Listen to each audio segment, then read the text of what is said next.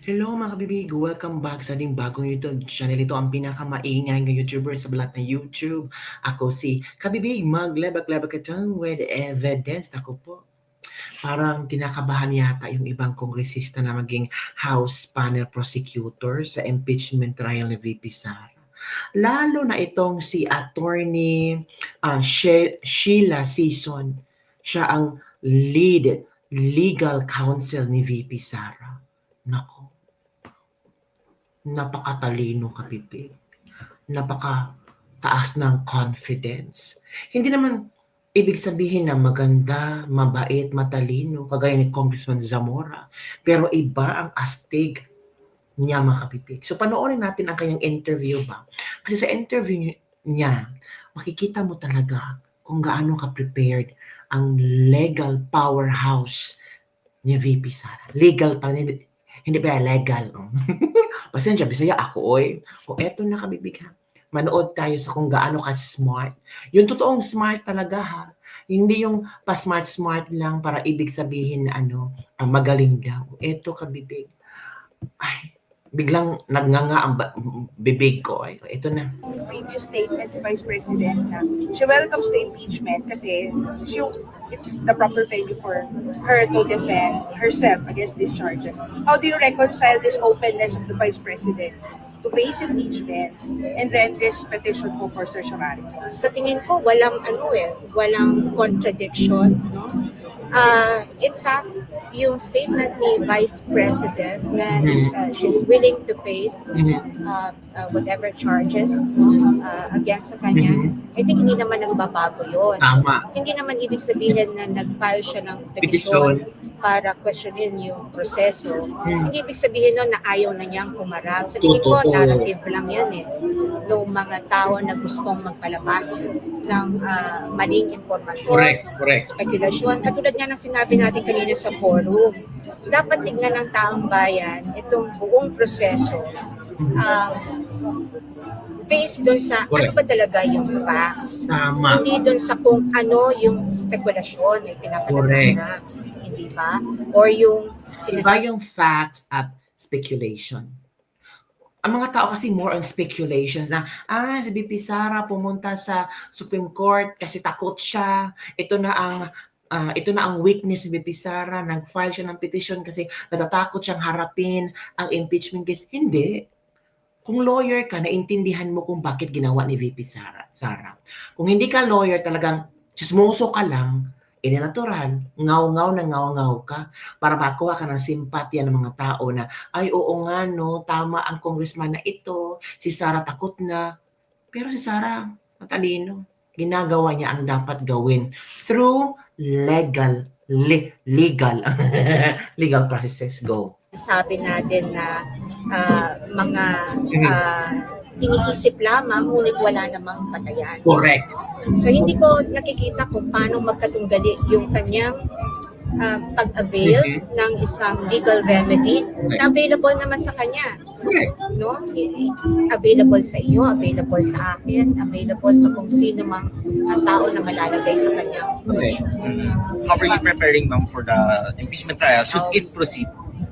Should it proceed? I think kung titingnan mo sa forum, no, there were several opinions on whether it should proceed. But bago mag-proceed, palagay ko dapat mo na i-resolve yung question ng petition. Because tatanungin mo, no, paano ka maging impeachment trial gamit ang isang impeachment complaint that is constitutionally prohibited. At hindi ito isang technical na aspeto lamang yung 1-year bar. It's not just a procedural issue. It is a substantive issue. It being the Constitution that imposes this particular standard. Ma'am, si dating Pangulong Duterte, kasama rin ba siya sa tatayo na legal counsel ni VP Sara pag lumarap na sa impeachment trial? pumirma siya, the former president signed also the petition with us and along with Attorney Lucas Carpio. Wow, grabe. Pero as to the extent of his participation in the defense of the vice president, of course kasama siya dun sa defense team, no? At gusto tumulong sa kanyang anak. Pero yung extent ng participation, whether he would be as active as katulad namin, yan siguro maigit tanungin niyo sa kanya. Sana, no? Sana, kasi marami ang excited na makita si Pangulong Duterte. O tingnan nyo nga, yung sinisigan na huwag impeachment, pero yung nalaman natin na si Pangulong Duterte ay magiging isa sa mga legal counsel ni VP Sara, parang ma-excite tayo mag-impeachment. Kayo talaga. O aminin nyo. Kasi gusto nating masupalpal yung mga nagmamarunong, yung mga feeling mabait, maganda, at matalino. Tingnan natin kung saan ang kaya nila para kanilang depensahan na gusto nilang ma-convict si VP Sara na may kasalanan at dapat siyang ma-impeach. For certiorari and commission on the impeachment, ano pong masasabi niyo? Well, it's your right to file mandamus case sa Supreme Court, just like sa impeachment when we file an impeachment and nandun na sa Senate, it's also her right to answer kung sa impeachment. So both, it's her right lang na whether sasagutin din namin yan sa House, no, to our Speaker, kung ma-receive na po namin yung kopya. Sir, sinasabi po niya na effective na raw yung 1-year ban. So, in violation of that daw yung fourth complaint. I don't think so. Hindi naman namin gagawin yun. No? Sa akin noon, experience ko sa mga filing ng impeachment, we always be cautious kung mayroong bang mali o wala pag-file. So I don't think so na pumasok yun. Whether kung kasama yun sa complaint na doon sa Supreme Court, then we will answer that doon sa Supreme Court pag na-receive na natin yung kopya. Sir, comment na lang na gusto ipatigil po ng Vice Presidente itong impeachment trial. Ano yun? Yung comment na gusto mismo ni VP Sara na itigil na po itong impeachment complaint and yung pag-proceed sa trial. Well, as I said, it's her right na gusto niya patigil, but it's a constitutional mandate na yung impeachment dapat sagutin din yun and mag-convene na yung Senate.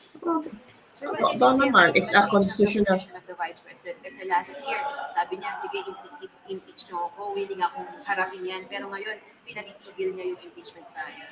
Dahil ito yung reporter na to, no? Hindi alam. Ay, ewan ko.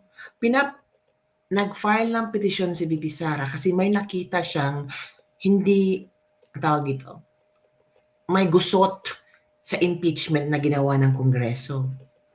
And I'm sure naman na pinag-aralan ito ng mga lawyers ni VP Sara. And rights naman ni VP Sara na mag-file ng petition, lalo na meron nakitang gusot, di ba? Hindi ibig sabihin ni VP Sara na ipapatigil niya, it's because gusto niya ipapatigil kasi ayaw niyong ang impeachment. Sabi ni VP Sara, sige, mag-impeach kayo, pupunta ako. Pero nang makita na nila ang proseso ng impeachment sa Kongreso, may mga loopholes. So pwede siyang magsumite ng petisyon para mapatigil to. Kasi it's useless, 'di ba?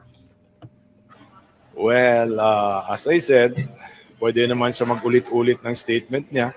Maski araw-araw siya mag-ulit ng statement, okay lang yun.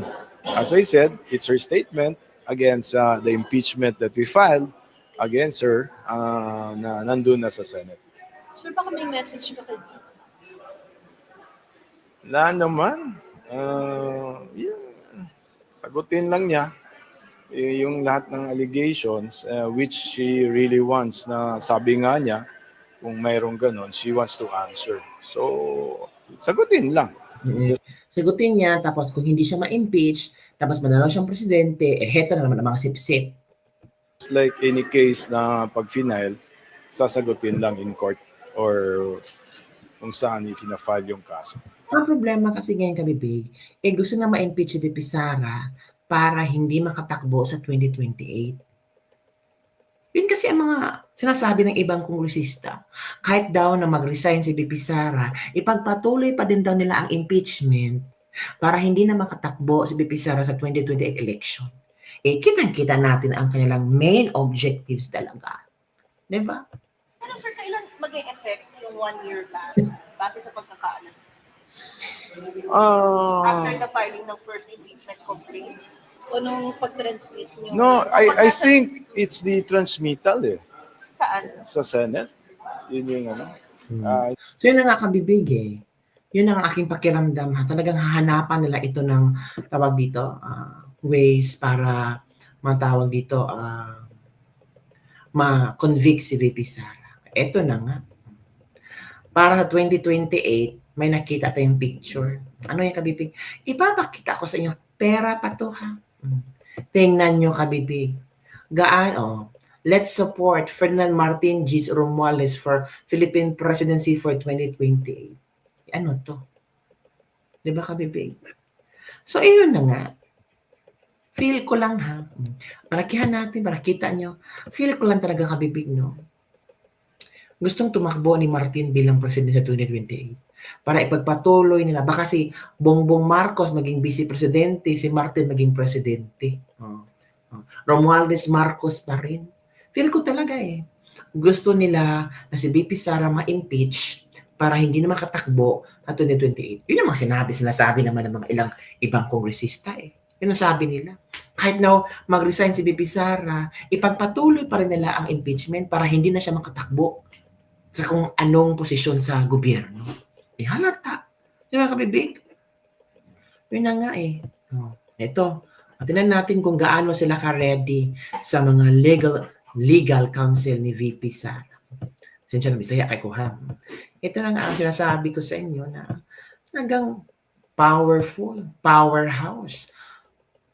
PRRD, Attorney Lucas Carpio Jr., Attorney Philip Sigrid Fortun, and Attorney Sheila Sison.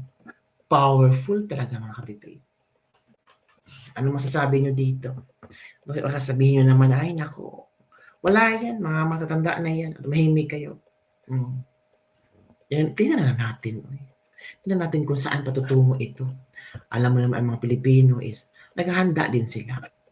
Excited na rin sila sa impeachment, mga kabibig. So, ano sa palagay niyo mga kabibig? Ano kaya ang magiging kahinanatnan nito na tawag dito, handa-handa na pala ang Senado? Oo, Senado na, mga upuan sa Senado, handang-handa na. Oo, na-arrange na. Arrange na, ang mga upuan sa Senado para sa impeachment. Arrange na. So yun lang po mga kabibig ang ating latest libag-libag for today. Don't forget to like, subscribe, and share this video para sa mga trending news na ating pag-uusapan. O ikaw, pabor ka bang i-impeach si VP Sara? Comment down below. Bye everyone. See you next time.